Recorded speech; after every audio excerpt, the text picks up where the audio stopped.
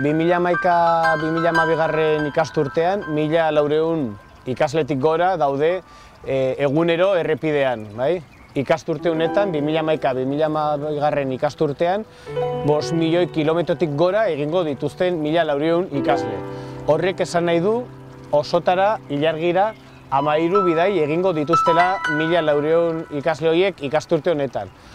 Hori gutxi balitz, errepidean egunero egon behar izateak, suposatzen du 750.000 euro binon gehiagoko gaustua ikasturte honetan. Hau da, ikasle bakoitzeko bat ez beste gutxi gora bera 600 euro. Negua oso luzea da, oso luzea egiten zait, eta batez ere beti gaude eguraldia begiratzen interneten, elurra izango dugun edo zer, beti pentsatzen, sortzen diren arazoak joateko, bihar elurra izango dugun ala ez. Eta agian ez gara eskolara joango bihar, eta hor gaude beti jakin gabe.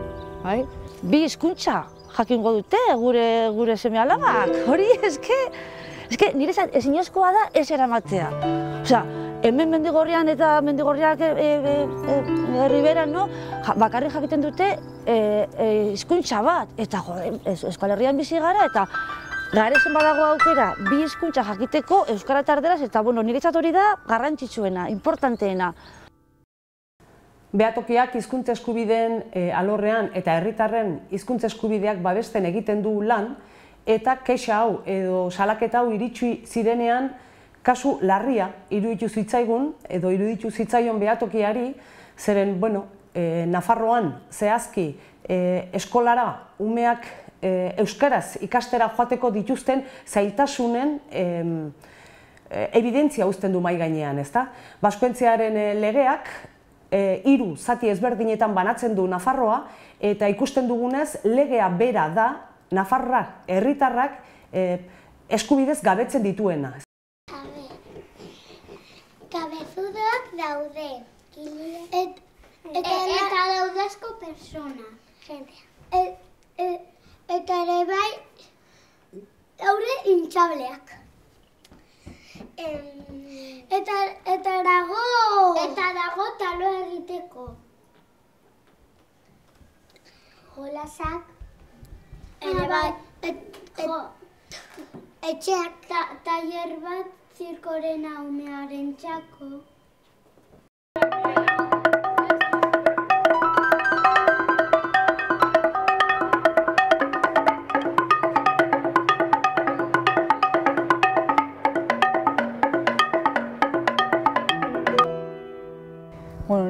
Nire kasuan beti sentitu naiz Artasoan bakarrik, orduan adibidez lehenengo festan izan zela Artasoan, oso pozik egon nintzen. Agertu zen jendea, eta nik ez nuen pentsatu hainbeste jenderik, gurekin egoteko pres, bai? Etorriko dela, laguntza emateko. Ni horretzen naiz, lehenengo festa izan zen Artasoan, eta hor konturatu ginen oso jende asko zegoen gurekin, eta egia jateko emozionatuta nengoen, lehenengo festa. Zegoen Artasoako jende asko, eta batez ere Mendigorriako jendea. Nik usten nuen jende gutxiago joango zirela, baina jende asko joan zen eta oso posten, eta oso harro nago Mendigorriako jendearekin. Eramaten digu dena nahi dugurena. Bai, eta traitzen dugu eskolara.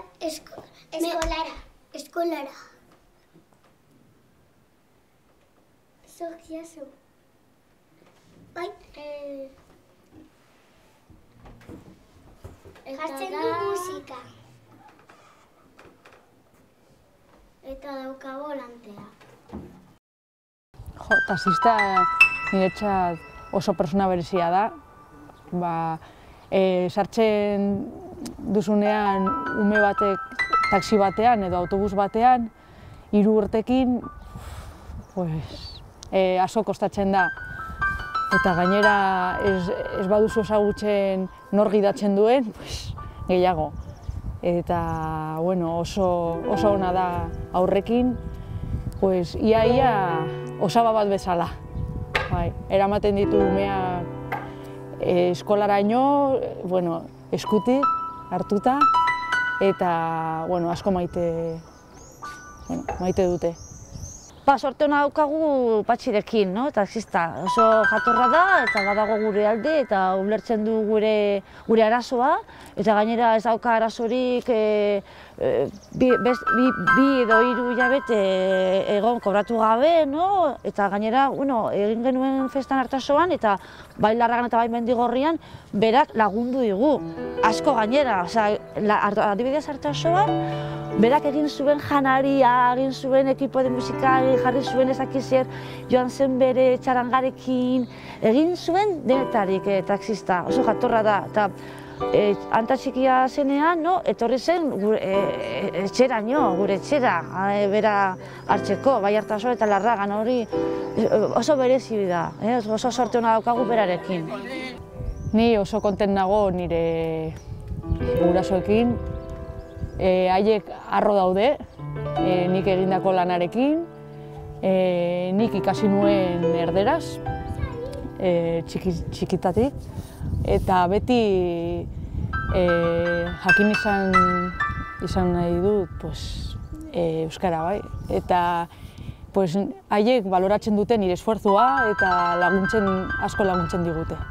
Pertsona batzuk erabaki dute hori egiteko, Mendigorrian ez dago zona euskalduna, eta hori bakarrik da politika. Nik uste dut bai hemengo jendea, bai Artasoan, bai Larragan, bai Miranda, bai hemendik behera jendea, noski edukiko dute D eredua, baina politikagatik ez dago, hor dago koska, bakarrik da politika, eta kito, ez dago beste gauza bat, eta soluzioa politika da.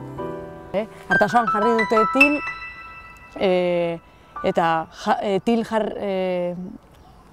til jartzea posiblea den, ni jakin nahiko nuke ea zergatik ez den posiblea euskara jartzea.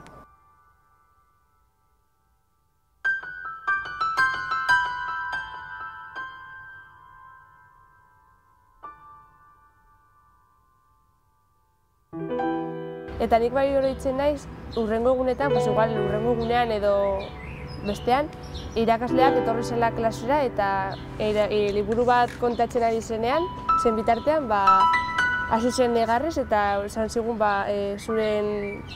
zuen ikaskide Adrian hilda kotxe istripu batean, eta hori niretzako izan zen, daukat gordeta, porque izan zen hunkigarria eta irakaslea negarrez ikustea denak, guztiak geratu ginen, oso txikia ginen, 6 urte egin dituen, baina geratu ginen. Ni oroitzen naiz, bakarrik bere 2 egun beranduago, bere osaba etorri zenean, ez? Gainera, Adrian hil zenean bere urtebetetze eguna zen, eta 2 egun beranduago bere osaba etorri zen txutxeriekin, klasera, nolabait Adrianen urtebetetzea guk ospatzeko. Orduan, ni horretaz asko goratzen naiz, eta oso latza izan zen. Adrián murió en uno de estos viajes que diariamente hacíamos a Lizarra, cuando tenía 6 años. Vivisteis en vuestras carnes la peor consecuencia que provoca esta injusta situación, resultado de la discriminatoria ley del vascuence, que nos prohíbe el derecho a estudiar en euskera en nuestro pueblo, y por eso queremos haceros llegar todo nuestro cariño y solidaridad. Os agradecemos mucho que estéis aquí. A estos chicos es que los quiero de verdad, de todo corazón. Y luego lo que sí me vais a dejar que os diga, a los padres que seguís luchando porque nuestros hijos tengan derecho a estudiar en nuestra lengua, que es nuestra. Nuestros hijos son de primera, no tienen que ser niños de segunda. Y si alguno de nuestros políticos no tiene que hacer oídos sordos a esta petición. Nuestros hijos se lo merecen. Tenemos los mismos derechos. Estos y todos, de Artajona, de Mendigorría, de La Raga, de todos los sitios. De verdad, gracias de todo corazón por habernos invitado y hasta siempre contáis con nosotros.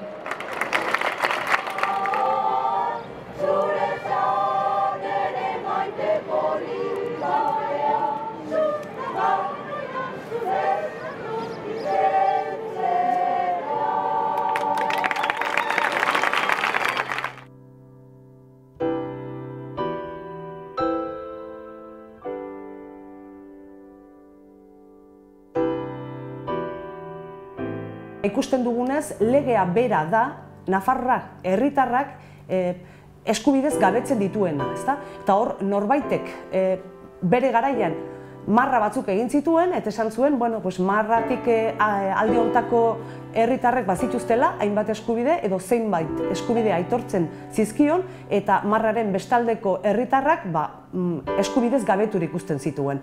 Hortaz, argi eta garbi erakusten du, kasu honek eta hemen lantzen ari garen gai honek zer nolako bidegabekeria egiten duen Nafarroako herritarrekin baskoentziaren legeak euskaraz ikasteko gaiari dagokiolarik zehazki.